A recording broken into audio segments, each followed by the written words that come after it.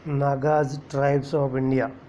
नागा भारत की एक प्रमुख जनजाति है जो अन्य जनजातियों की तुलना में अधिक विकसित है। नागा मुख्यतः पूर्वोत्तर भारत के पहाड़ी राज्य नागालैंड में निवास करते हैं। नागालैंड नागा बहुल क्षेत्र है और एक स्वतंत्र राज्य के रूप में नागालैंड की स्थापना नागाओं के विकास की पुष्टि करती है। नागाओं के अनेक उपवर्ग हैं जिनमें कुछ अभी भी परंपरागत आदिवासी जीवन बिताते हैं और बहुत कम वस्त्र पहनते हैं। नागा शब्द की उत्पत्ति के विषय में कुछ लोगों का विचार है कि अधिकांशतः नग्न रहने के कारण इन्हें नागा कहा जाता है। कुछ अन्य लोगों का मत है कि ये लोग नाग की पूजा करते हैं जिसके आधार पर इनका नाम पड़ा है। तीसरा मत, प्राचीन काल में इनके पड़ोसी कछार निवासी इन्हें नागरा या बहादुर कहते थे। संभवतः इसी आधार पर आगे चलकर इनका नाम नागा पड़ा। निवास क्षेत्र, नागा लोग मूलतः नागालैंड के निवासी है, किंतु इस जनजाति के कुछ लोग अन्य समीपवर्ती राज्यों में भी पाए जाते हैं। भारत के पूर्वोत्तर में पर्वत श्रेणियों की श्रृंखला है जिसमें से एक नागा पहाड़ी भी है। असम राज्य के पूर्व में स्थित नागालैंड का अधिकांश भाग नागा पहाड़ियों से आवृत है। इसके अतिरिक्त मणिपुर, मिजोरम, असम, अरुणाचल प्रदेश के पहाड़ी व पठारी भागों में भी नागाओं के कुछ वर्ग निवास करते हैं। भौगोलिक दृष्टिकोण से नागाओं का निवास क्षेत्र नागालैंड एक विषम पर्वतीय क्षेत्र है जिसकी औसत ऊंचाई लगभग 2000 मीटर है। नागा पहाड़ियाँ दक्षिण पश्चिम से उत्तर पूर्व दिशा में फैली हुई है जिनका ढाल पश्चिम की ओर है। इससे निकलने वाली छोटी छोटी नदियाँ उत्तर पश्चिम की ओर प्रवाहित होती हुई ब्रह्मपुत्र नदी में मिल जाती है। इसके उत्तर पूर्व में पटकोई की पहाड़ियाँ तथा दक्षिण में मणिपुर और अराकान की पर्वत श्रेणियाँ स्थित है। लगभग संपूर्ण प्रदेश ऊंचा नीचा और वनों से आच्छादित है। यहाँ की जलवायु उष्णार्द्र प्रकार की है। यहाँ ग्रीष्म ऋतु में बंगाल की खाड़ी से आने वाली दक्षिण पश्चिमी मानसून हवाओं से लगभग 250 सेंटीमीटर तक वर्षा होती है। उच्च तापमान 20 डिग्री से 30 डिग्री सेल्सियस और अधिक वर्षा के कारण यहाँ सघन मानसूनी वन पाए जाते हैं। यहाँ वर्षा में पहाड़ी के निचले ढालों पर मच्छरों की अधिकता से मलेरिया आदि भयंकर बीमारियाँ होती हैं। 2500 मीटर से ऊंचे भागों में शीत ऋतु में सर्दी अधिक रहती है। संभवतः इसी कारण से अधिकांश नागा बस्तियां 1500 मीटर से 2500 मीटर तक की ऊंचाई पाई जाती है।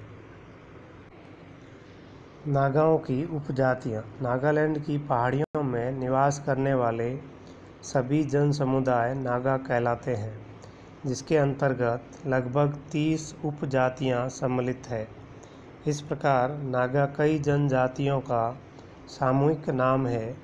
नागा की उपजातियों में अंगामी, सेमा, रेंगमा, लहोथा, आओ, कोन्यक, फोम, चांग, कच्चा, काबुई, तेखुल आदि प्रमुख है। निवास क्षेत्र के अनुसार उत्तर में कोन्यक, पश्चिम में अंगामी, रेंगमा और सेमा, दक्षिण में कच्चा और काबुई, पूर्व में तेखुल और मध्य भाग में लहोथा, आओ, फोम और चांग जातियां पाई जाती हैं। नागाओं की अर्थव्यवस्था। कृषि नागा लोगों का मुख्य व्यवसाय स्थानांतरणशील कृषि और आखेट करना है। नागाओं के खेती करने का ढंग अलग है। ये लोग सामान्यतः 2 प्रकार से खेती करते हैं। पहली, स्थायी खेतों वाली कृषि, जिसके अंतर्गत निचले भागों में बनाए गए खेतों में प्रति वर्ष धान की खेती की जाती है, और स्थानांतरणशील खेती, जिसे झूमिंग कृषि भी कहते हैं, में खेत बदलते रहते हैं। पहाड़ियों तथा सघन वनों में झूमिंग कृषि ही प्रचलित है। इसके लिए वन के किसी भाग में सूखे मौसम में वृक्षों और झाड़ियों को काट दिया जाता है और उसके सूख जाने पर जला दिया जाता है।